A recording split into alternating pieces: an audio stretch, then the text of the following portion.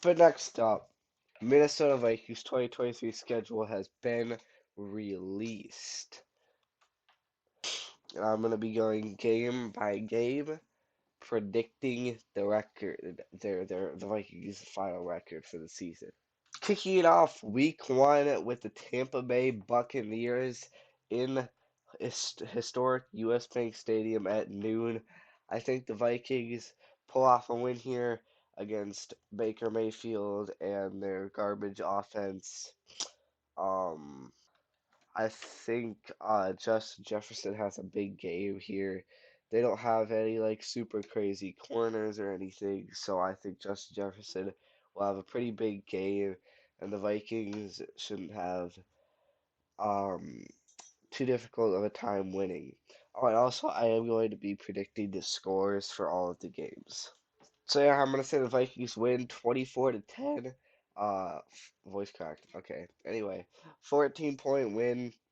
Uh, Then week 2, he got the stupid Philadelphia Eagles. Uh, Short week, only get 4 days to rest. Um,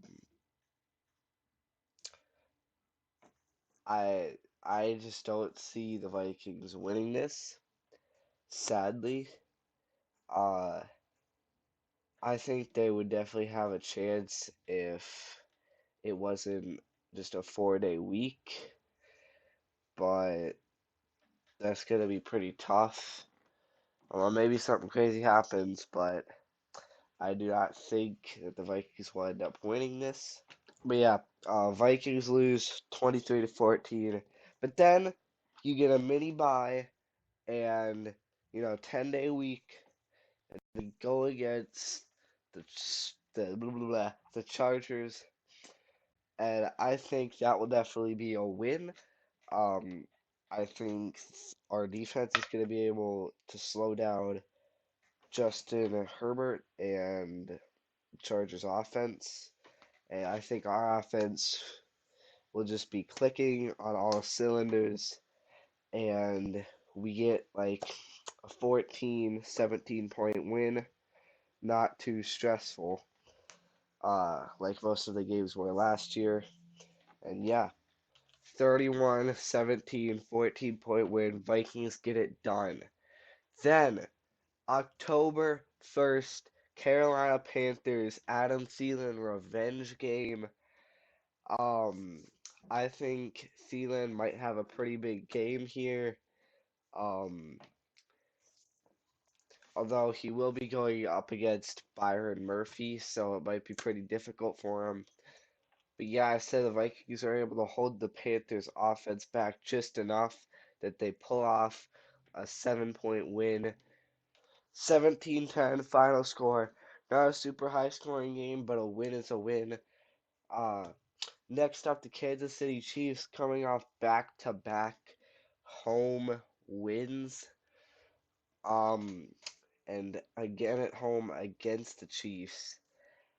And I think this is definitely going to be a difficult and high scoring game.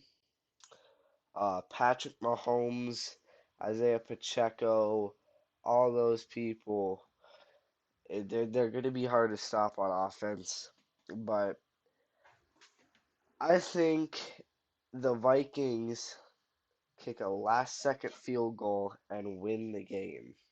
41-38, super high scoring. Then next week, oh, also player of the game, I think Byron Murphy locks down their top receiver and is a huge part of the win. Next up, in Chicago against the crooked Chicago Bears. Um,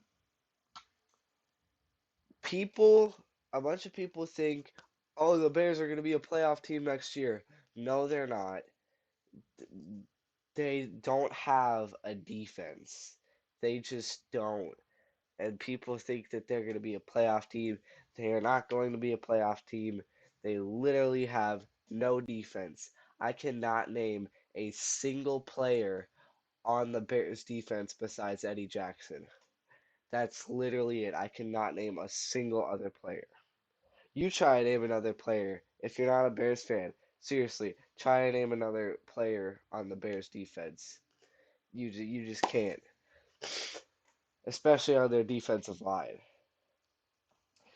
But I think the Vikings pull off a pretty big win here, like a 10-point-ish win in Chicago, mainly because there's only going to be like five fans in the crowd, five Bears fans, obviously, and it's just going to be a cakewalk. Player of the game, Kirk Cousins. Uh, 400 yards, four touchdowns, no interceptions. I think he has a pretty big game, maybe like 20, 30 rushing yards. And yeah, 28-17 Vikings get the win, final score on a nice four-game win streak, going back to historic US Bank Stadium to play the San Francisco 49ers. And I think this is also going to be a very tough game. And I think it's going to come down to the last second. And I think that the Vikings, mm, this is actually really tough. Um, you know what? Screw it. The Vikings kick a last second field goal and win. Uh, yeah, last second field goal. Not too high scoring, but not low scoring game. Alright, I changed my mind. I kind of forgot how good the 49ers offense are, or offense is. Um, the 49ers kicked the last second field goal, 23-21. Um, yeah, Vikings lose. And then you go on the road to stupid Lambeau Field. And I think, first of all, player of the game, Justin frickin' Jefferson. He is going to absolutely cook Jair Alexander. He's gonna gritty on him 18,000 times. He's gonna have five touchdowns and like 300 receiving yards in the game. Um, yeah, it's gonna be great. It's gonna be great. I think the Vikings go to Lambeau, walk all over the Packers, and pull off a big win. Their biggest win of the season yet. Um, yeah. But yeah, player of the game, Justin Jefferson, um, 128 receiving yards, um, three touchdowns, has a huge game. Gritty's on Jair Alexander 18,000 times, like I said. And yeah, the offense just clicking. The Packers offense sucks. They don't have any wide receivers or a quarterback.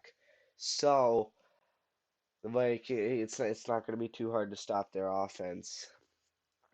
And yeah, 18-point win, biggest win of the season. And then they go to Atlanta, Georgia to take on the Dirty Birds, the Atlanta Falcons. And I mean, do they even have a quarterback? They have Marcus Mariota, Desmond Ritter, and Taylor Heine. They have Bijan Robinson, who for some reason they drafted, even though they had a 1,000-yard running back last season. So I don't really get that. Uh, Drake London is mid. Kyle Pitts is pretty good, but that's like their only good offensive player. Besides one of their offensive linemen, I think they have a solid one there, but that's not going to stop Daniil frickin' frackin' Hunter, who is going to have a three-sack game, one forced fumble. He will have a pretty big game down in Atlanta. Vikings pull off a 7-point win. Justin Jefferson cooks AJ Terrell. Um, but not too much. JJ has about 90 yards and a touchdown. Not the craziest game ever, but not bad at all. And yeah, our defense should not have a hard time at all stopping the Falcons' offense. 24-17, Daniil Hunter has a huge game, like I said. Then going back home to play the New Orleans Saints. Now, their defense is going to be pretty legit. Um, but I think the Vikings get it done in historic US Bank Stadium. It's going to be loud and proud.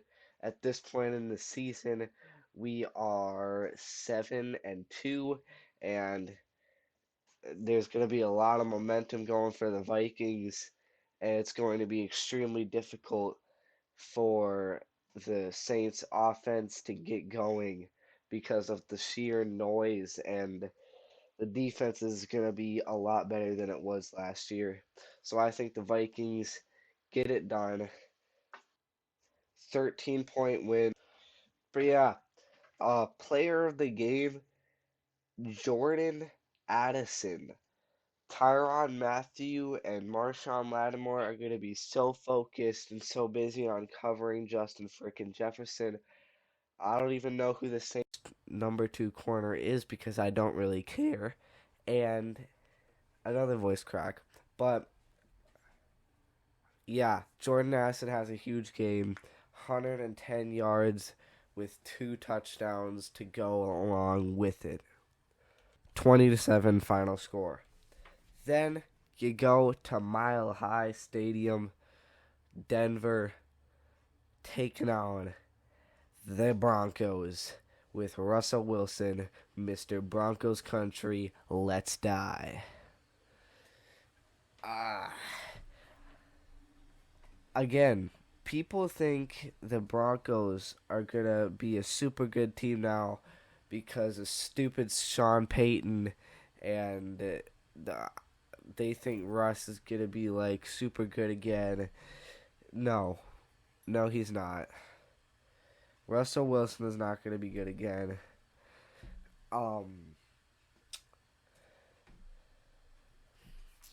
Let's see. Who would the player of the game be? I'm going to say Ivan Pace. Ivan Pace has 1 interception, 2 sacks, maybe even a forced fumble or a fumble recovery. I think Ivan Pace and Brian Asamoah are going to be super good together. Jordan Hickson there on rundowns. Ivan Pace and Asamoah in on passing downs. It's going to be great. Ivan Pace Jr., player of the game. I think the Vikings pull off a 10-point win here. Not too difficult. I still don't think the Broncos offense is going to be able to get going. They don't really have very many playmakers or anything. They have like Russell Wilson. I don't even know who their running back is. The only good player I could think of on their offense is Jerry Jeudy. So yeah. Broncos had one of the best defenses in the league last year. So not a super high scoring game, but a win is a win. And I'm never going to complain about a win. I don't think anybody will. Next up, you got the crooked Chicago Bears in US Bank Stadium. For some reason, one of the Bears games is always somewhat difficult every year. I don't know why. That's just kind of how it is.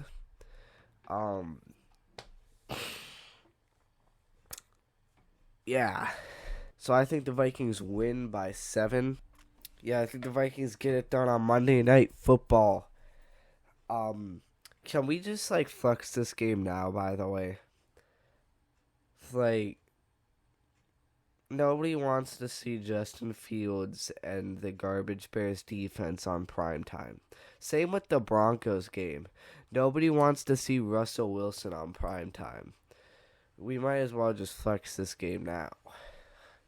But hey, I don't really care because it gives us a slightly longer weekend between the Broncos game and the Bears game. It'll be an 8-day week.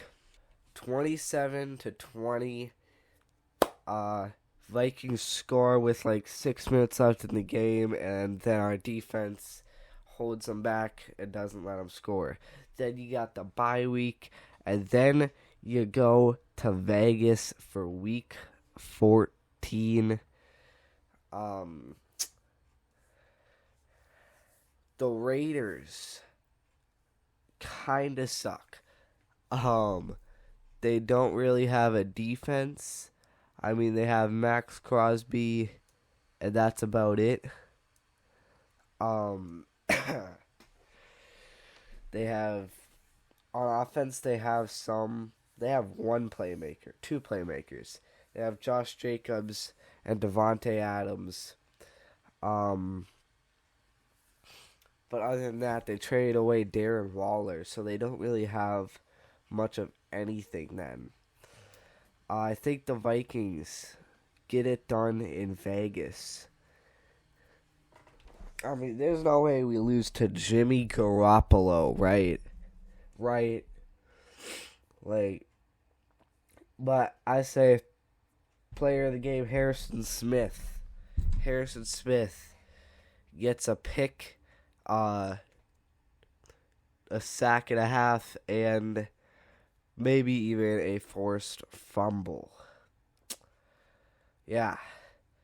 Making it extremely difficult for the Vegas offense to score. And I think the Vikings put up a lot of points against the Raiders defense. 31-20 final score in Vegas. Then to be determined, Cincinnati Bengals in Cincinnati. This is going to be a very difficult game. It's the battle of the LSU trio. Jamar Chase, Joe Burrow, and Justin freaking Jefferson. We're coming off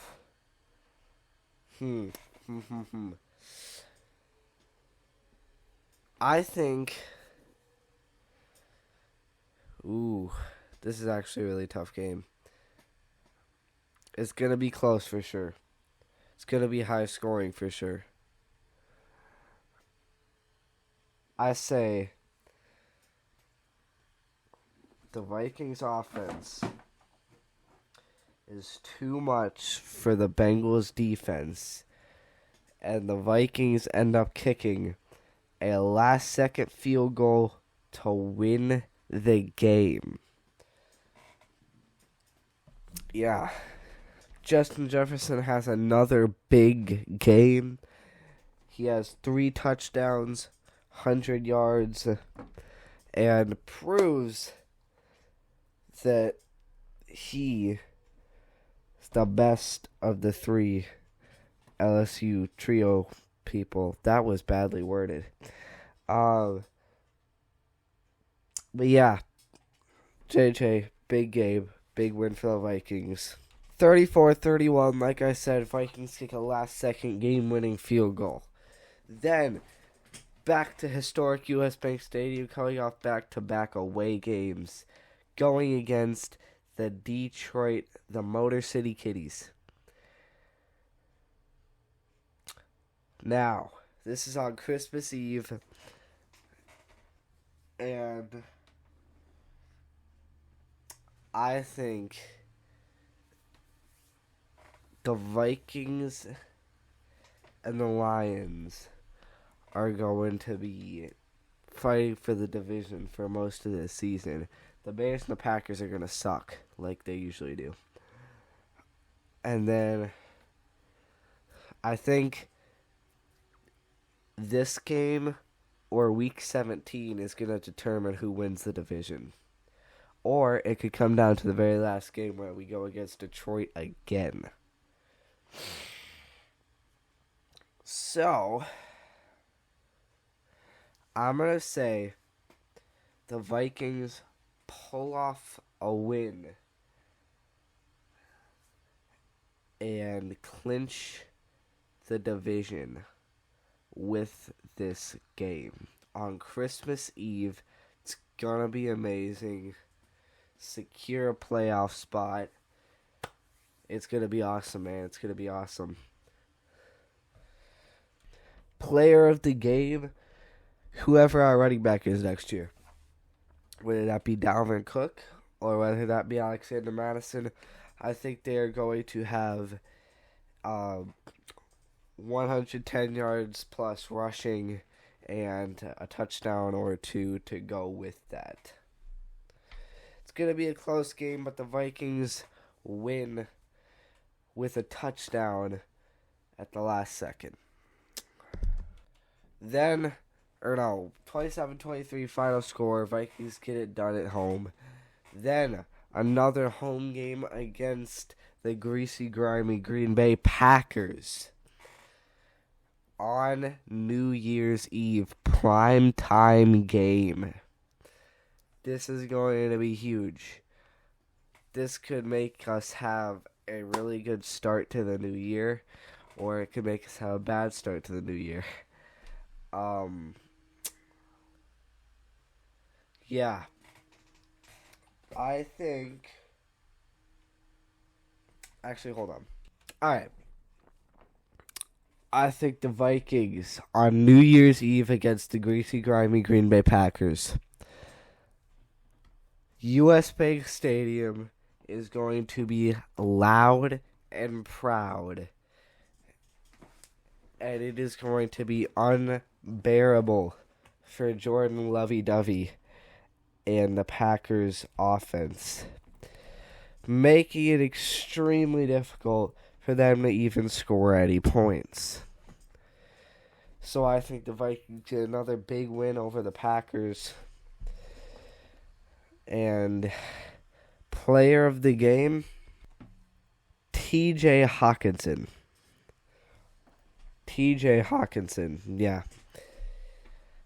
I think TJ has a touchdown or two and maybe 95 to 100 yards receiving. Yeah, I think he has a pretty big game. Doesn't allow any sacks or nothing. And yeah, I think he'll have a pretty dang big game. Because the Packers defense just sucks. Final score 23-7. Seem familiar? Oh, man. Alright. Anyway, final game of the season at Detroit. Detroit trying to claw their way into the playoffs for a wild card spot, just like last year. And they don't get it done because they have to go against the frickin' Minnesota Vikings. That's right. They're going to lose to our backups. We're going to have our backups in at this point of the season. We've already clinched the division, and they're still going to lose because they're the Lions. So they're going to lose to our backups. And, yeah.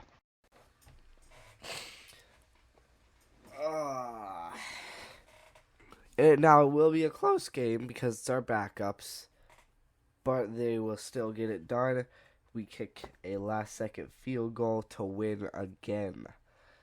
Closing out the season with a win. Player of the game, Greg Joseph, last-second 59-yard field goal for the win. With their final record being 15-2, getting the 1 seed It's beautiful. It is absolutely beautiful. Vikings get the 1 seed. It's going to be amazing. I have a lot of confidence in this team this year. Um, yeah, it's gonna be. I think it's gonna be a good season, man. I think it's gonna be a good season. Woo! It's gonna be good, man. But yeah, thank you for watching. Have a good day. Skull, as always, and goodbye.